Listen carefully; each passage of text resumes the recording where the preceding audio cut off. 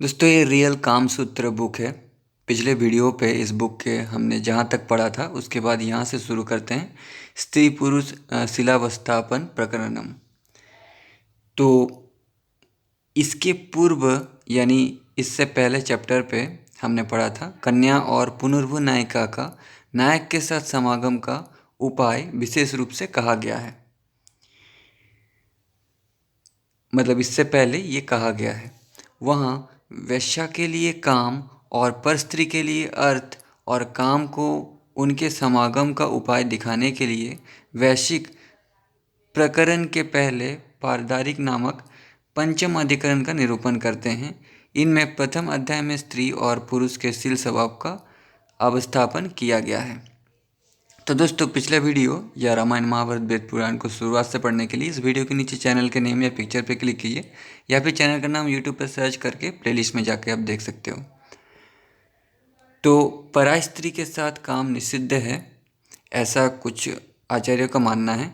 इस पर आचार्य वात्सायन कहते हैं पराय स्त्रियों के समागम के उपाय पहले बताए जा चुके हैं। लेकिन आचार्य वात्सायन ने पराय स्त्री के साथ समागम के भी उपाय पहले चैप्टर में बताए हैं। आचार्य वात्सायन का कथन है पराय स्त्री के साथ गमन करने के पूर्व इस बात पर विचार कर लेना कि स्त्री सरलता से प्राप्त हो सकती है या नहीं। इसके प्राप्त करने में बाधा तो नहीं उपस्थित होगी। यह स्त्री समागम के योग्य है या नहीं। स्त्री के समागम से भविष्य में क्या परिणाम मिल सकता है, क्या मेरे प्रति इसकी प्रवृत्ति या रुचि है। यह यदि शरीर का उपघात उपस्थित हो तो परदान गमन कर सकता है, इसी बात को कहते हैं। यदि कामातुर पुरुष प्रथम अवस्था में अवस्थान्तर मरणावस्था पर्यंत पहुंच जाए तो वो उपघात अपने शरीर की रक्षा के लिए परस्त्री से संभोग या सहवास कर सकता है। मतलब अगर काम की इच्छा अत्यधिक बढ़ जाए तो मतलब कंट्रोल से बाहर। अब काम की अवस्थाओं को वर्णन करते हैं। काम की 10 अवस्थाएं होती है। इन्हें क्रम से कहते हैं। पहली, आँखों में प्रेम का संचार। दूसरा, मन की आसक्ति। तीसरा, फिर प्राप्त करने का संकल्प होना। चौथा, नींद ना आना। पांचवा, शरीर की दुर्बलता। छठा, विषयों से विरक्ति। सातवां, लज्जा का नाश होना। आठवां, उन्माद। नौवां, मूर्छा। और 10वां, अंत में मृत्यु हो जाना। काम शास्त्र में काम की 10 अवस्थाएं, यही 10 अवस्था बताई गई है जिन्हें काम दशाएं 10 दशाएं भी कहा जाता है। यानी काम के लिए बीमार हो जाना, ये 10 अवस्था। काम शास्त्र में भी 10 दशाओं का वर्णन किया गया है। रति रहस्य में काम की 10 दशाओं का उल्लेख है। प्रथम, चक्षु प्रीति। चक्षु मतलब आँख, प्रीति मतलब प्रेम। स्त्री के प्रथम दर्शन से ही आँखों में प्रेम का संचार हो जाना। चितासंग, चित्त का मतलब होता है मन। तब चित्त में उसके प्रति आसक्ति उत्पन्न होती है। फिर संकल्प, उसे प्राप्त करने के लिए संकल्प उत्पन्न हो जाना। निद्राच्छेद, फिर उसकी निद्रा में नींद हराम हो जाती, दिन रात नींद नहीं आती। फिर तनुता, नींद हराम होने से शरीर में दुर्बलता आ जाती है और कमजोरी क्षीणता बढ़ जाती है। फिर नेक्स्ट, विषयों से आवृत्ति, शरीर में दुर्बलता आ जाने से विषयों से विरक्ति हो जाती है, किसी चीज़ में मन नहीं लगता, दैनिक कार्यों में उसकी अरुचि हो जाती है। नेक्स्ट, लज्जा प्रनाश, विषयों में आवृत्ति होने से लज्जा का नाश हो जाता है, जिससे निर्लज हो जाने के कारण गुरुजनों से भी नहीं डरता। नेक्स्ट स्टेज, उन्माद, लज्जा का नाश, निर्लज्ज हो जाने से पागलपन उत्पन्न हो जाता है। फिर मूर्छा, फिर उन्माद से मूर्छा आने लगती है। अंत में मृत्यु की अवस्था में पहुंच जाता है। ये काम की 10 अवस्थाएं हैं। पर स्त्री के सहवास के प्रबंध में आचार्य का मत है कि कामशास्त्र के प्राचीन आचार्य का मत है कि पराय स्त्री के सहवास के पूर्व विदग्ध नायक युवती की आकृति, रूप आदि तथा लक्षणों से शील स्वभाव, सत्यता, शौच, पवित्रता और व्यभिचारीशीलता और काम वेगता का पता लगा लेना चाहिए। कामशास्त्र के कुछ आचार्य का मत है कि पहले पुरुष को पर नारी के सहवास से पूर्व युवती के आकार, रंग, रूप आदि तथा उसके शुभाशुभ लक्षणों को देख कर कि उसका स्वभाव कैसा है, उसमें सच्चाई और उसका चरित्र कैसा है और क्या वो सरलता से वश में हो सकती है तथा प्रचंड काम व काम वासना वाली है या नहीं। आचार्य वात्स्यायन का मत है कि स्त्रियों की आकृति और शरीर के चिन्ह लक्षणों को देखकर उनकी चेष्टाओं और आकृति के द्वारा स्त्री की प्रवृत्ति को समझना चाहिए। आचार्य गोनिका पुत्र का मत है कि जिस प्रकार कोई स्त्री जब किसी पुरुष को सुंदर वेशभूषा और शील स्वभाव आदि को देखकर उस पर आकर्षित होती है, उसी प्रकार पुरुष भी किसी बनी ठनी अलंकृत सुंदरी नायिका को देखकर उस पर आकृष्ट हो जाता है, किंतु किसी कार्य विशेष के रुकावट के कारण वे परस्पर मिल नहीं पाते। स्त्री और पुरुष में समान प्रवृत्ति होने पर भी स्त्रियों में यह प्रवृत्ति विशेष पाई जाती है, क्योंकि स्त्री धर्म और अधर्म की परवाह नहीं करती, केवल पुरुष के संसर्ग की कामना करती है, किंतु अपने में दोष देखकर फिर मिलने की कामना नहीं करती है। स्वभावतः पुरुष के द्वारा प्रेरित और प्रोत्साहित किए जाने पर चाहती हुई भी वो पीछे हट जाती है। मतलब स्त्री पीछे हट जाती है, अपने इच्छाओं को दबा देती है, किंतु पुरुष के बार बार प्रयत्न करने पर भी पुरुष से संबंध स्थापित कर लेती है।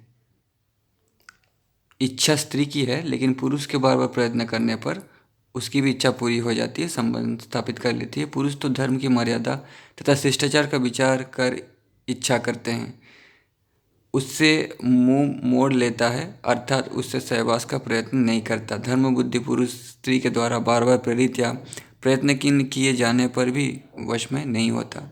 कभी तो वो पुरुष बिना कारणवश स्त्री से प्रेम संबंध स्थापित कर लेता है और प्रेम संबंध स्थापित करके भी विमुख हो जाता है तथा कभी सहवास संभोग करने के बाद उदासीन हो जाता है। प्राय देखा जाता है कि पुरुष सहज रूप से प्राप्त होने वाली स्त्री का अनादर करता है। मतलब जो स्त्री आसानी से मिल जाता है, पुरुष उसका अनादर करता है, डिसरेस्पेक्ट करता है, और कठिनाई से प्राप्त होने वाली स्त्री के लिए बार बार प्रयत्न करता है। जो जिसे प्राप्त करने में समय लगे उसी की ओर उसका मन लगता है पुरुष का। अब व्यापर्तन के कारणों को कहते हैं। पति में अत्यंत अनुराग होने के कारण पर पुरुष की कामना नहीं करती। बच्चे के प्रेम के कारण पर पुरुष से आवृत्त हो जाती है। युवावस्था बीत जाने के कारण भी पर पुरुष से विरत हो जाती है। दुख शोक के कारण भी रुक जाती है। पति का कभी वियोग न होने के कारण भी रुक जाती है। प्रेमी कहीं अनादर करने के लिए तो नहीं बुलाता है, इस प्रकार क्रोध करके रुक जाती है। ये कठिनाई से बस में आएगा ये सोचकर सहवास का संकल्प छोड़ देती है। ये किसी अन्य स्त्री से प्रेम कर लेगा अथवा दूसरी स्त्री में आसक्त है ये समझकर भी विमुख हो जाती है स्त्रियां। बात खुल जाने के भय से भी दूर हट जाती है। मित्रों से अपनी बात कह देने तथा उससे सलाह लेने के कारण भी परपुरुष से विरत हो जाती है। शुष्क प्रेम अर्थात प्रेम को निरर्थक समझकर परपुरुष से दूर हो जाती है। पुरुष की तेजस्विता के कारण उससे दूर रहती है। मृगी नायिका प्रचंड वेग पुरुष के साथ योनि पीड़ा के भय से सहवास नहीं करती। तो मृगी और प्रचंड वेग क्या होता है ये हमने पहले चैप्टर पे पढ़ा था। किसी भी बुक को शुरुआत से पढ़िए, बीच से नहीं। अगर आप शुरुआत से पढ़ेंगे तो आपको बातों का मतलब समझ में आएगा। प्लेलिस्ट में जाकर के शुरुआत से पढ़ सकते हो। ये नागरक 64 कलाओं में कुशल है, इस लज्जा से सहवास नहीं करती। ये मेरे साथ मित्रता का व्यवहार कर चुका है, इस कारण वो उससे दूर रहती है। देश काल की परिस्थितियों के अनभिज्ञ होने से इस पुरुष से असूया के कारण उससे दूर रहती है। ये पुरुष नीच या कुल का है ये समझकर अनादर के भय से दूर रहती है। ये इशारा भी नहीं समझता, ये मूर्खता के कारण उससे दूर रहती है। हस्तिनी नायिका मंदवेग यानी खरगोश पुरुष के साथ सहवास नहीं करती। मेरे कारण इसका अनिष्ट ना हो जाए इस भय से स्त्री पर पुरुष के सहवास से दूर हट जाती है।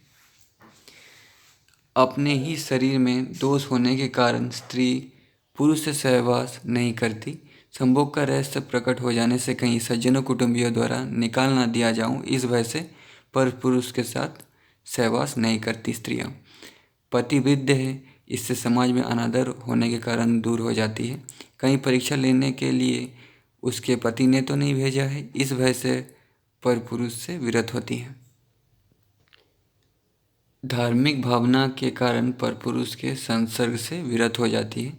अब परस्त्रीगामी पुरुष को क्या चाहिए ये बतलाते हैं।